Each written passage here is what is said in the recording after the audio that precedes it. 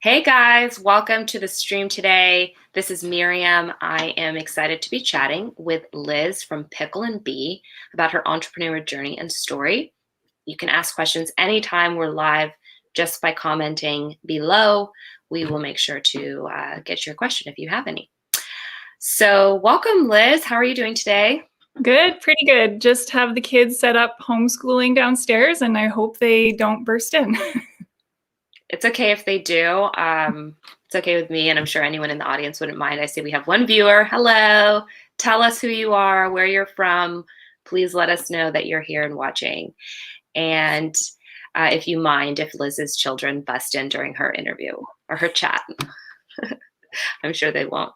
And you're in Canada, correct? Yeah, we live in Saskatchewan, which is kind of right in the middle in the prairies. So when I think prairies, I think like Little House on the Prairie, flat lands. Is that correct? Pretty accurate. Yeah, it's very flat. Okay. So we do live in a city. But as soon as you drive out of the city, you can see the horizon for as far as it goes. That sounds beautiful. Well, we're going to be talking about Pickle Bee today and your story and how you came to start that. I can picture you just on the prairie making these amazing products. Let's throw up your website as well so people can go check it out while they are tuning in. But let's start off the conversation with a little bit about just kind of your journey of life so far. Like, how did you get to this place where you were starting your own business? So 4.5 years ago, I had just had my third daughter. And when she was a few months old, I found a lump in my breast. And I kind of did what any good nurse does, and I ignored it for a little while. And then I eventually went to my doctor, and we were super shocked to discover, with no history in my family, that I had breast cancer, and it was a very aggressive form. So I began treatment almost immediately, and I went through a total of 16 months of different chemos, radiation, and surgery. But during that time, I really started to look at everything that I was eating, my exercise, everything I was putting on my body, and made a lot of switches for more natural products. But when I started trying the natural products out there, at that time, I wasn't really finding anything that checked all the boxes for me or that I super loved. So I started just in my own little kitchen making deodorant for myself. And I soon had a formula that worked really well and it smelled really good. And I soon had friends asking me if I could make it for them as well. So it just kind of started from there. Totally on mute, that's fine. So started with the deodorant. This was, just to clarify, while you were diagnosed with cancer, you were like, I'm going to start these products. I'm going to just go into the situation. I'm going to start a business, just to clarify. It was just after I had finished treatment that I actually started the business. I wouldn't have been able to manage all of that when I was going through treatment because it was just so intense. But I did start making my own while in treatment. Okay. Well, and since then you've expanded. I'm on the website now. So you've got more than just the deodorant here now. Yes. So I've always been passionate about sustainability and just being a good steward of the planet. So I knew after I launched my company that I wanted to do some of the eco-friendly options like shampoo bars, conditioner bars, no waste body and shave bars. And we love to camp as well. Like we're always, all summer, we're outdoors camping with the kids, and the bars are just a really good thing to bring along when you're traveling.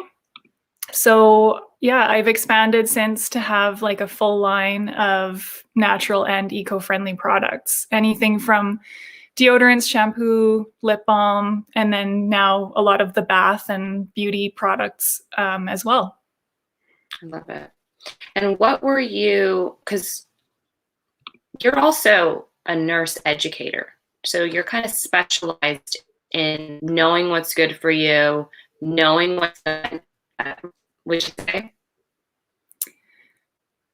Yeah, so I did have a general or basic knowledge of ingredients and kind of how to make products that were safe and natural. I've also since I've gotten halfway through my diploma of organic skincare entrepreneurship through an institution out of the UK. So that is when I really started to expand my product line and learn how to make all of the different things that people need for their personal care needs. They're starting to look for these products before you created your own. What about the products that you saw out there were you not finding? So for some of them, they just didn't smell great, like not to generalize, but a lot of patchouli and very strong, overwhelming scents that I just don't love. I kind of wanted to mimic more of the commercial scents, like the bright citruses, the vanillas, that kind of thing. And then if I did find one that I love the scent, sometimes it was just a texture thing. They were too hard, or the other problem was they were very, very expensive.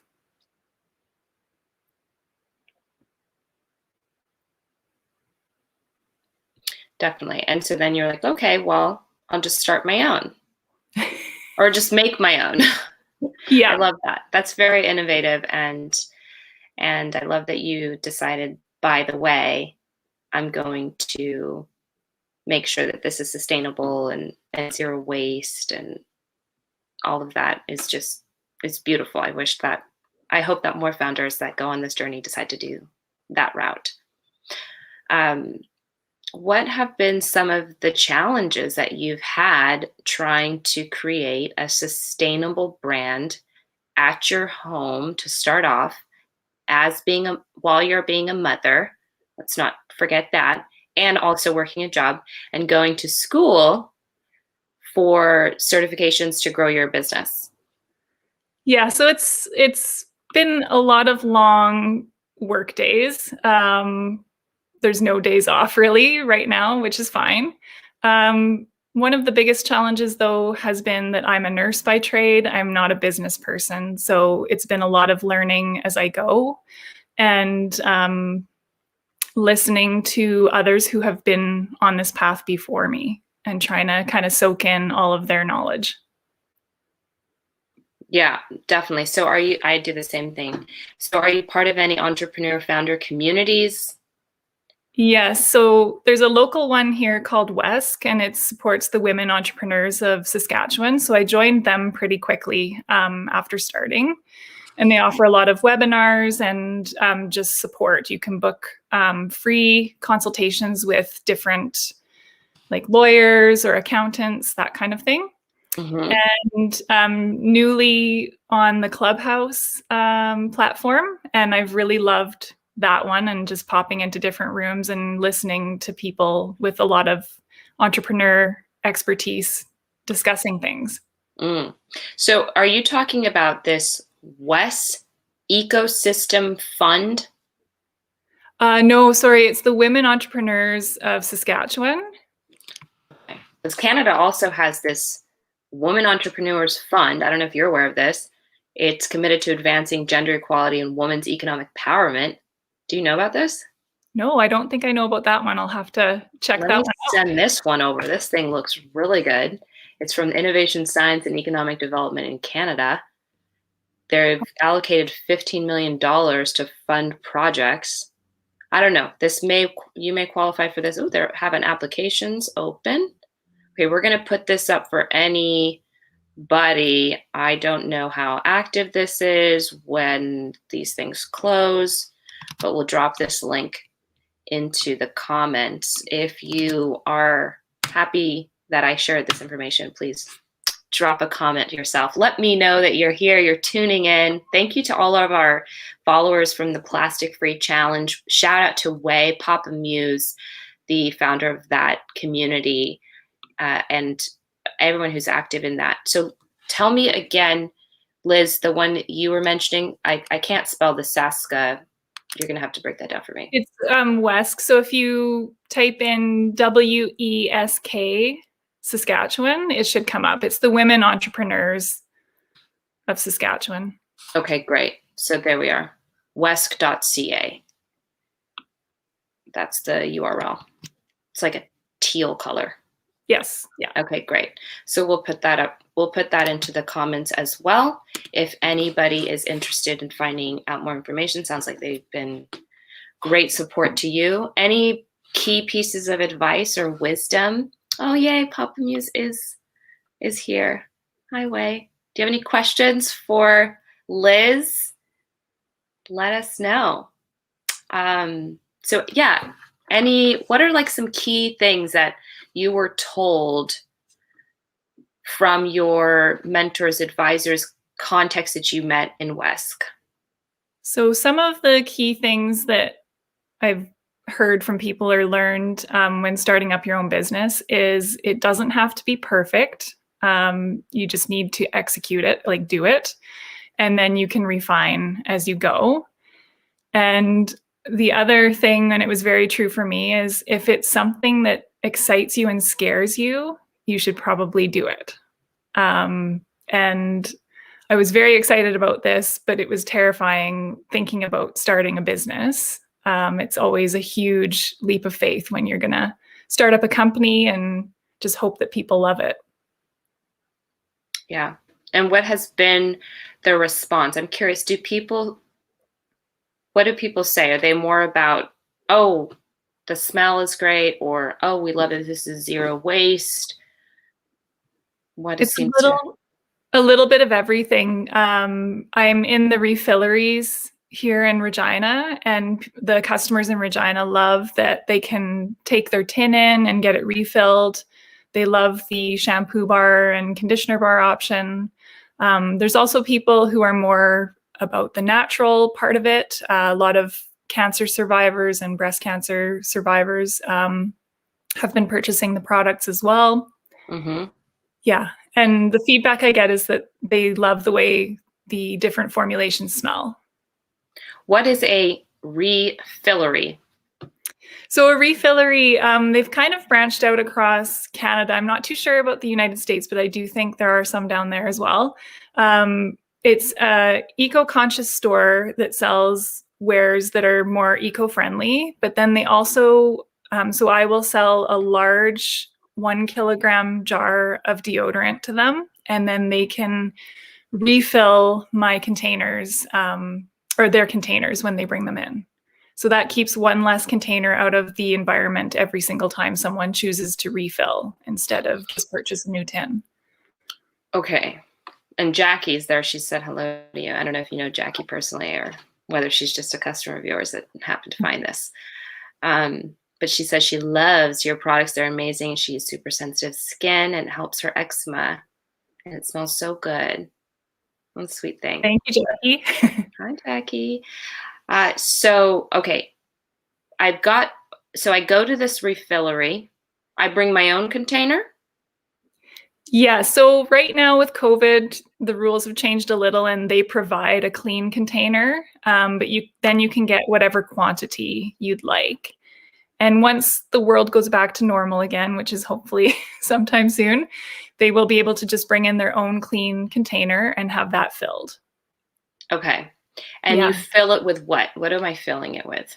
So I've made all of my soft products refillable, whether it's lip balm, body butter, deodorant, anything that's a soft solid can be refilled. I just provide a large bulk quantity to the refillery and then they just charge per gram. Okay, so I'm trying to picture this in my head. Is it like a McDonald's thing? I'm like pulling it down. It's like going in there and then I'm like, eh.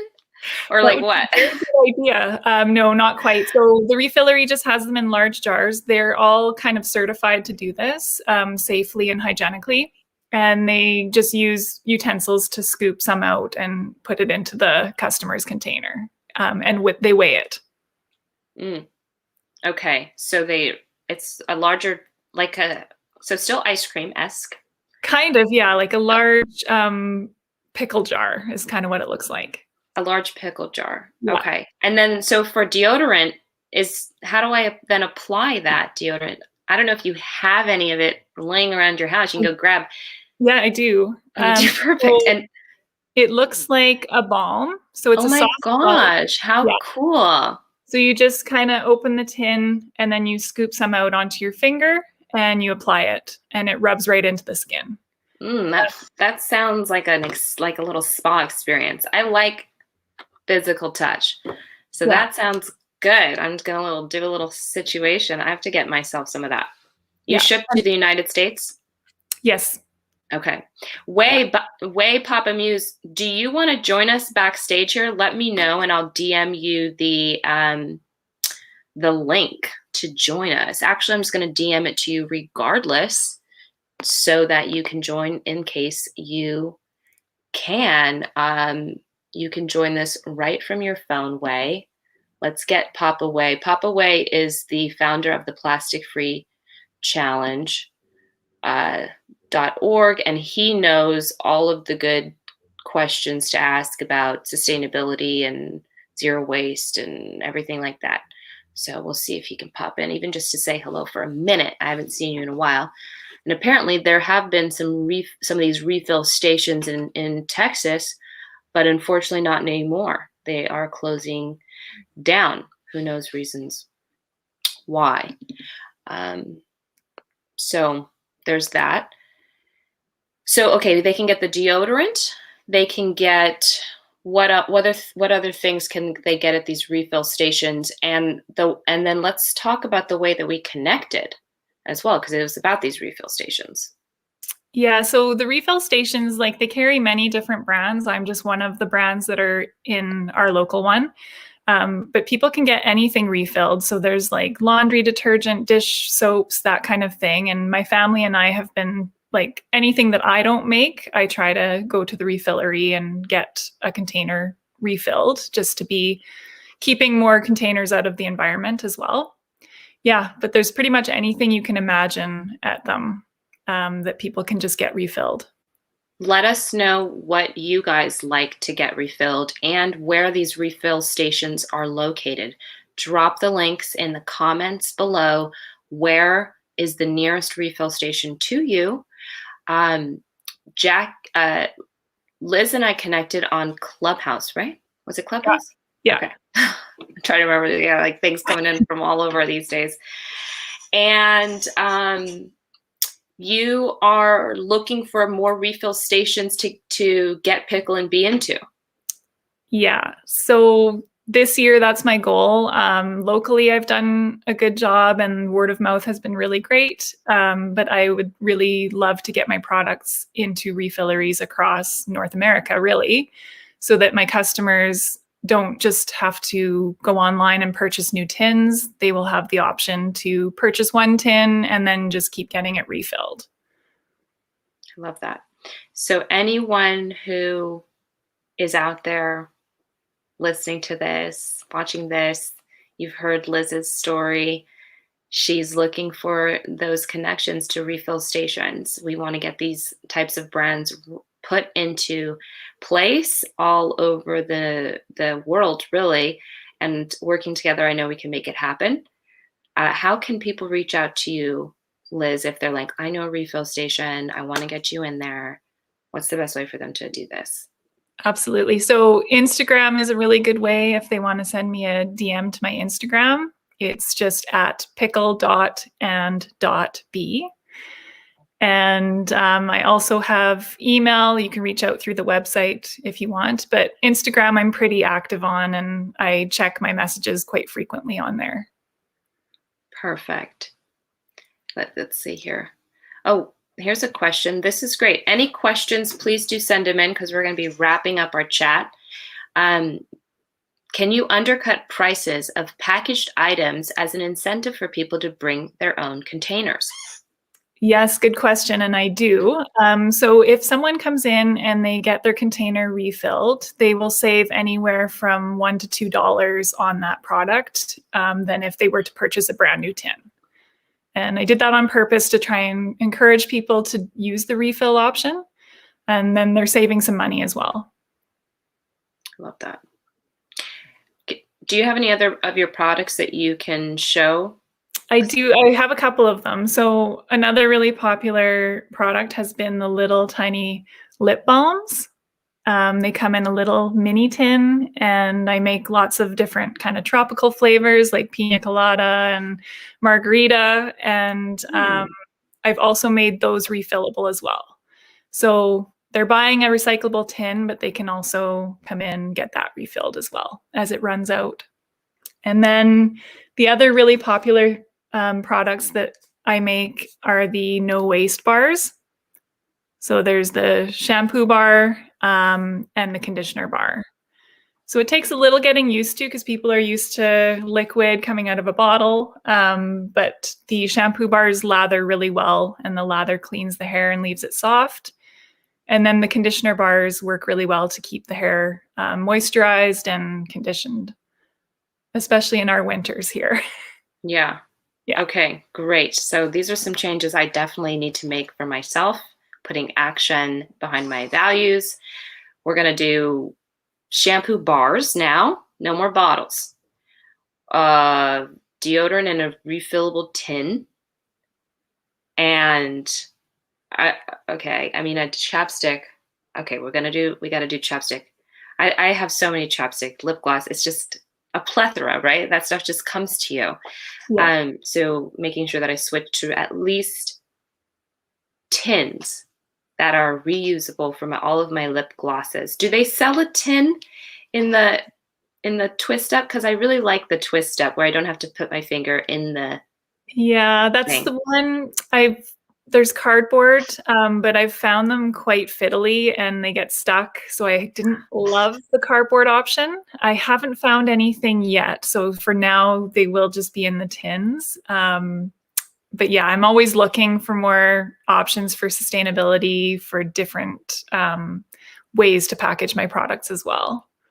Yeah, where did you find the tins and that? Where do you get those from? So I did, yeah, when I started up, I did a lot of research, and unfortunately, a lot of the beauty glass jars have plastic kind of embedded in the lid, or if they're frosted or colored, like they can't be recycled where I am anyway. So I went with tin plate. It doesn't contain any aluminum, it's just tin. And it's one of the most widely recycled materials in the world and easily recycled as well. So that's why I went with the tins. But then, yeah, I just wanted to take it that step further and have the refill option as well. Right. I get my tins from candle and soap making companies. Okay, perfect. Yeah. Yeah, and there's also I will have to go find it, but I'll post it in the comments. There's a whole website dedicated to the sustainable finding of these sourcing materials or containers, packaging, things of that nature.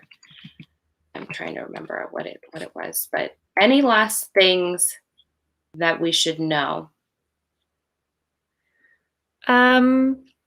Just if like the support has been great, if you are interested in learning more about Pickle and Bee and our sustainable products, I would appreciate if you follow on social media. If you have any questions at all, I love when customers or people reach out, and I'm happy to answer any questions anytime. Perfect. Any last questions, please get them in now. I just found the website I mentioned. It's wastenot.world. This is sustainability, open sourced database of sustainable suppliers that you can find if you're looking to make your business into a sustainable, everything from packaging to interiors to different fabrics that are sustainable. as well. So we will be in touch with Liz. We appreciate the work that you're doing to help make the world a better place. And I'm just happy to meet you. So anyone that is having any questions, reach out to Liz, and we'll be back with another stream, I'm sure, one day soon. Thank you so much for having me on. Thanks. Bye.